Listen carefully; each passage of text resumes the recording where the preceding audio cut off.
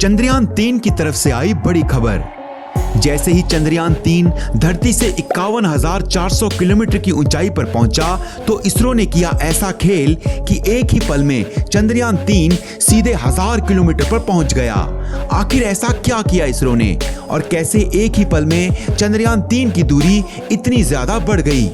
तो अगर आप भी इन सवालों के जवाब जानना चाहते हैं तो वीडियो को पूरा जरूर देखिए और हाँ, वीडियो को लाइक और फैक्टोपिया को सब्सक्राइब करना ना भूलें।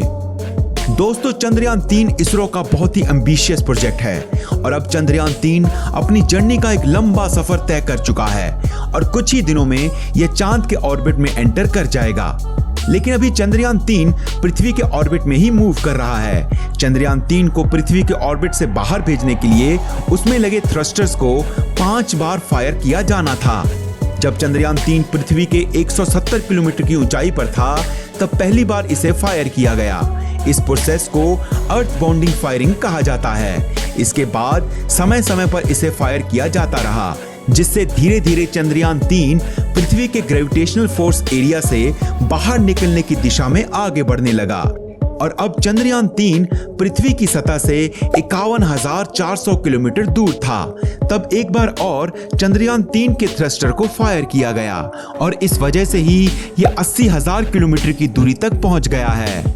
दोस्तों, अब यहाँ समझने वाली बात यह है कि चंद्रयान 3 अभी पृथ्वी के ऑर्बिट में ही एक एलिप्टिकल शेप में चक्कर लगा रहा है। यहाँ कई बार इसकी पृथ्वी की सतह से दूरी काफी कम हो जाती है और कभी कभी काफी ज्यादा हो जाती है।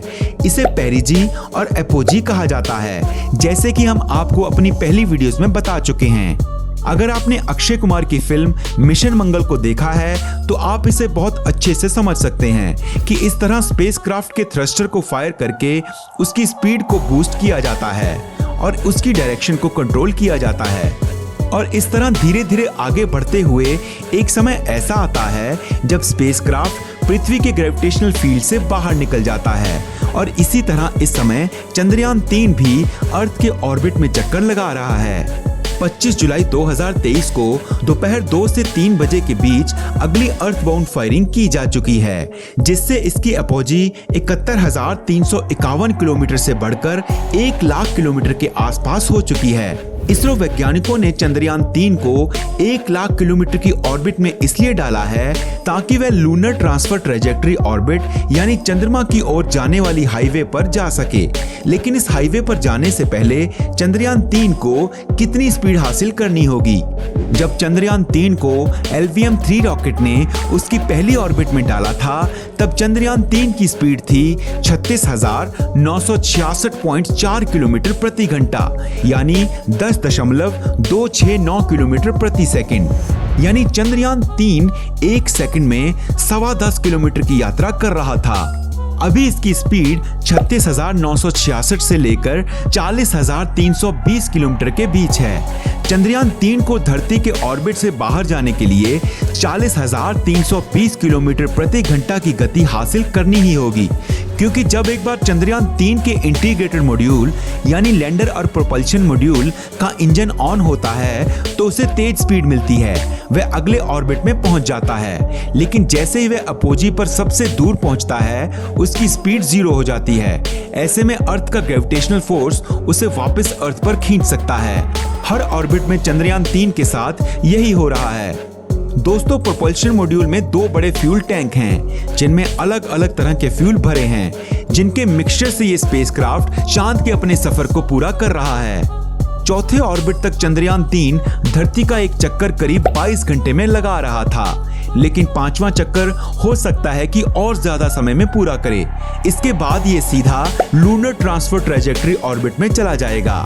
ये काम 1 अगस्त को किया जाएगा। उसके बाद स्पेसक्राफ्ट धरती की जगह चांद के चक्कर लगाना शुरू कर देगा।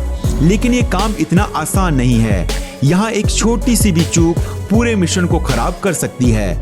इसरो वैज्ञानिक इस चीज का इंतजार कर रहे हैं कि कब चंद्रयान 3 और चंद्रमा स्पेस में एक लाइन में आए, यानी एक ही प्लेन पर, ताकि यान सही समय पर चंद्रयान तक पहुंच सके। 17 अगस्त के आसपास इसरो वैज्ञानिक कोशिश करेंगे कि चंद्रयान 3 चंद्रमा के ऑर्बिट को पकड़ ले। अगर नहीं हुआ तो चंद्रयान 3 40,320 किलोमीटर प्रति घंटा की रफ्तार से चंद्रमा को बाय बाय बोलते हुए बगल से निकल जाएगा और पूरा मिशन बेकार हो जाएगा। यानी सालों की मेहनत और करोड़ों लोगों की उम्मीद बस कुछ सेकंड्स में ही बर्बाद हो जाएगी। इसलिए वैज्ञानिक इस मुकाम पर आकर किसी भी तरह का कोई भी रिस्क नहीं ले सकते और इस काम को सक्सेसफुली कंप्लीट करने के लिए इसरो के सभी वैज्ञानिक चंद्रयान 3 की हर हरकत पर नजर बनाए हुए हैं। इस काम को पूरा करने के लिए प्रोपल्शन मॉड्यूल में लगे छोटे इंजनों की मदद से चंद्रयान 3 के इंटीग्रेटेड मॉड्यूल को पूरी तरह से उल्टी डायरेक्शन में घुमाया जाएगा, यानी कि इसे 180 डिग्री का टर्न दिया जाएगा ताकि वह चंद्रमा के ऑर्बिट को पकड़ सके। यह काम चंद्रमा की सतह से करीब 80,000 किलोमीटर ऊपर होगा। यहाँ से चंद्रयान की स्पीड स्लो करना शुरू की जाएगी। फिर इसकी स्पीड को कम करके चंद्रयान 3 के लैंडर मॉड्यूल को 100 बाय 100 किलोमीटर के एलिप्टिकल ऑर्बिट में डाला जाएगा। 17 अगस्त के दिन पेलोड लैंडर और रोवर मॉड्यूल को अलग किया जाएगा। इसके बाद लैंडर और रोवर को चांद की ऑर्बिट में भेजने का काम किया जाएगा। इस समय चांद से मैक्सिमम दूरी 100 किलोमीटर और मिनिमम दूरी 30 किलोमीटर होगी और यहीं से चंद्रयान 3 का सबसे मुश्किल सफर शुरू होगा, जहां उसे स्पीड को कम करना होगा। ऐसा करने के लिए थ्रस्टर को ऑपोजिट डायरेक्शन में चलाया जाएगा। फिर 23 अगस्त को प्रोपल्शन मॉड्यूल गोलाकार एलिप्टिकल ऑर्बिट में घूमता रहेगा, जबकि लैंडर 10 बाय 30 किलोमीटर की ऑर्बिट में आते हुए अपनी स्पीड को 8,566 किलोमीटर प्रति घंटा से कम करेगा। चांद की ऑर्बिट को पकड़कर रखने के लिए किसी भी स्पेसक्राफ्ट को 1 किलोमीटर प्रति सेकंड यानी कम से कम 3600 किलोमीटर प्रति घंटा की स्पीड चाहिए होती है। फिर इसकी गति कम करके लैंडर को साउथ पोल के पास उतारा जाएगा। लेकिन यह सब इतना आसान नहीं है। स्पेस में चंद्रयान 3 को एक के बाद एक कई खतरों का सामना करना पड़ रहा है। स्पेस में दिन के समय तापमान 100 डिग्री से ऊपर होता है तो रात के वक्त -100 से नीचे। ऐसे में अगर चंद्रयान 3 इस वेरिएशन को बर्दाश्त नहीं कर पाया तो प्रॉब्लम हो सकती है। इसके अलावा स्पेस में सूरज से आने वाले रेडिएशंस भी एक बहुत बड़ी प्रॉब्लम है, क्योंकि ये रेडिएशन पृथ्वी तक नहीं पहुंच पाता लेकिन स्पेस में दूर दूर तक फैल जाता है। इसके अलावा सोलर विंड्स की वजह से सूरज पर बड़े बड़े तूफान आते रहते हैं, जिनसे चंद्रयान 3 को खतरा हो सकता है। कुल मिलाकर चंद्रयान 3 का यह सफर काफी मुसीबतों से भरा है और यह भी गारंटी नहीं है कि वो चांद की सतह पर पहुंचने के बाद भी वहां सॉफ्ट लैंडिंग कर पाएगा या नहीं। लेकिन हम तो बस यही उम्मीद कर सकते हैं कि 23 अगस्त भारत के इतिहास का गोल्डन डे साबित हो और चंद्रयान 3 चांद की सतह पर सक्सेसफुली लैंड कर जाए। दोस्तों, इस बात के लिए कमेंट सेक्शन में ऑल द बेस्ट इसरो लिखकर अपनी बेस्ट विशेस जरूर भेजिए। दोस्तों, अगर ये जानकारी आपको अच्छी लगी तो वीडियो को लाइक और चैनल को सब्सक्राइब करना ना भूलिए। धन्यवाद।